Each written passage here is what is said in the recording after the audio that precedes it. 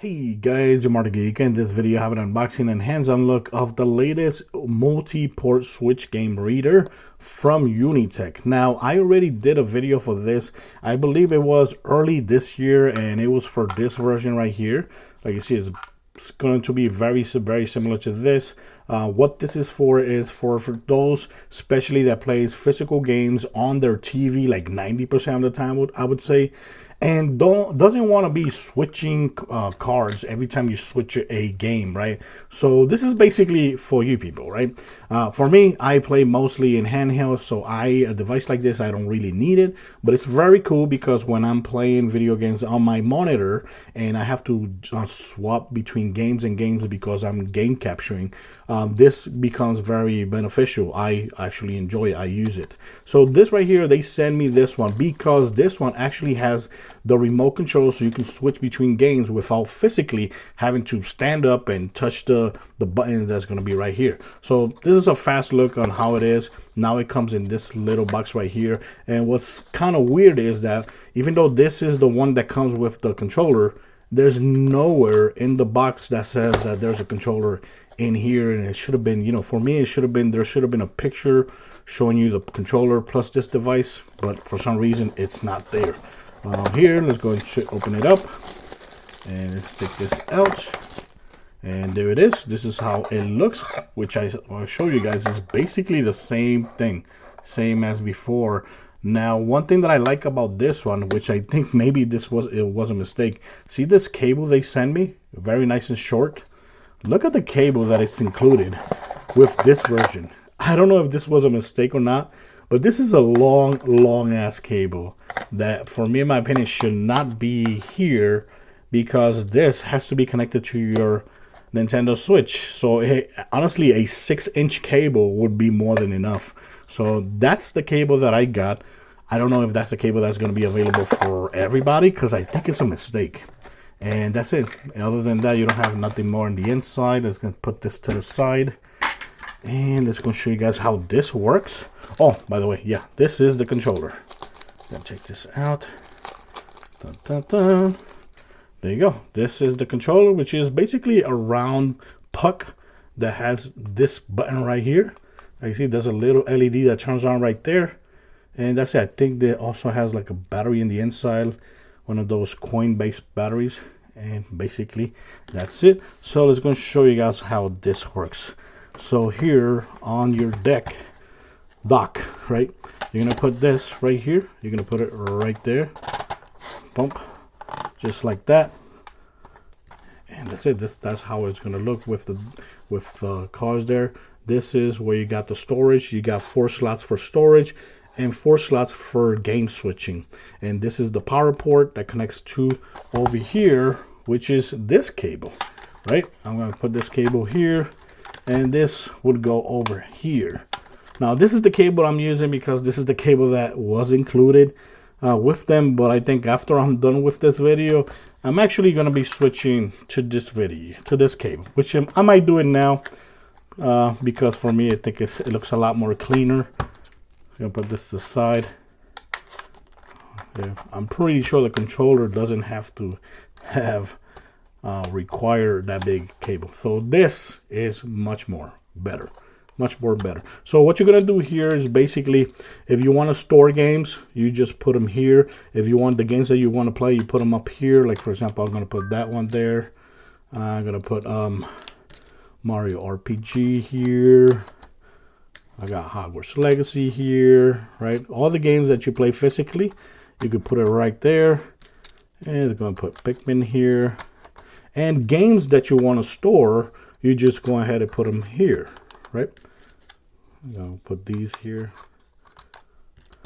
I got 4 games stored. Like you see, the games that are stored actually sticks out a little bit more. The games that are playable actually sticks in more. And like you see, it has that spring effect, letting you know that it properly connected to this device. And basically that's it. That's the only thing you have to do. This is ready to go. And on the Nintendo Switch, let's go ahead and make sure this card has to be, you have to take the card out, right? And this goes in here, pop, and this goes where you put basically your game cards. And that's it. I have to go ahead and power this now. And take this out. Okay, so there you have it. So you can see the light actually turned on. And what basically normally with the old version, you would touch here, right? And every time you touch that, it would actually change game from game. So instead of taking one game out, you're actually touching the button, and this will actually swap between games. That's pretty cool because you don't have to be standing up and putting your games physically there. If you're one of those that actually swap between games, physical games a lot, this is for you. But with the controller, tap right here, and like you see, it switches button, switches the color. Every color is based on the card that's on the slot. So like red is one slot, orange is another slot, purple is another slot, and green is another slot. That's it. So let me go and show you guys how it works on the monitor. Okay, so here we are with the Nintendo Switch connected to the monitor, which let's pretend it's your freaking living room TV, right?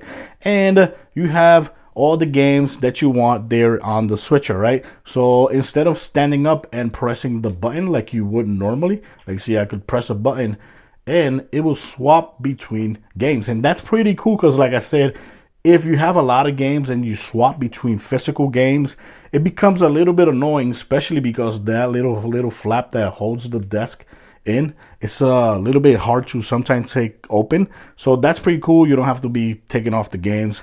It just switches between games like that, right? But with the controller, all you gotta do is press right here, and it does the same thing, but a lot more convenient because you don't have to stand up. If you're a little bit lazier, so then you would have to spend a little bit more money to get the version that comes with the control. If you don't want to pay extra for the control, the other version is still a good buy because they do the same thing. This is what they do. When you have the games in the switcher, the games perform the same way they would perform like if they were physically plugged into or inserted into the console. So there's no difference when it comes to quality.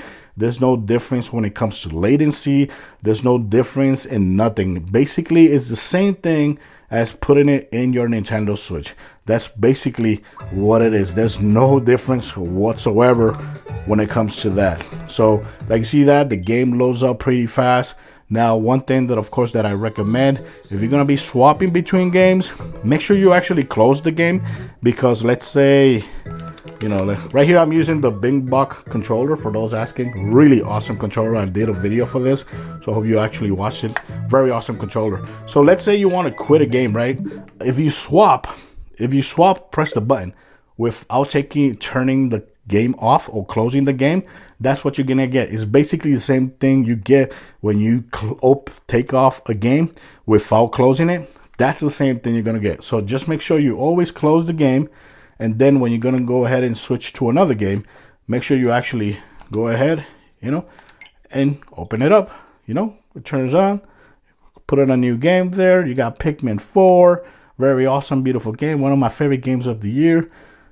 And that's it. That's what basically this does. So yeah, I think this goes for around 40 or 50 bucks. I don't know, the controller with that as well. If you want to get the one without the controller, which is basically this one, and it's totally the same thing, it's going to cost you a little bit less. I think it's like $10 or $15 less when it comes to that one. So of course, when you want to switch between games, just make sure you actually close the game, and then you could go ahead and switch to another game. That's it. Just like that. So guys, thanks for watching this video. Let me know in the comments what you think about the Unitek game switcher. Do you think it's a cool idea, or do you just one of those that are like, man, this is for lazy people? And yes, it could be for lazy people, but well, there's something for them. There's a product for everybody. So here it is. Thanks for watching this video. I'll leave links in my descriptions for the Unitek game switcher in my descriptions. Till next time, guys. Bye-bye.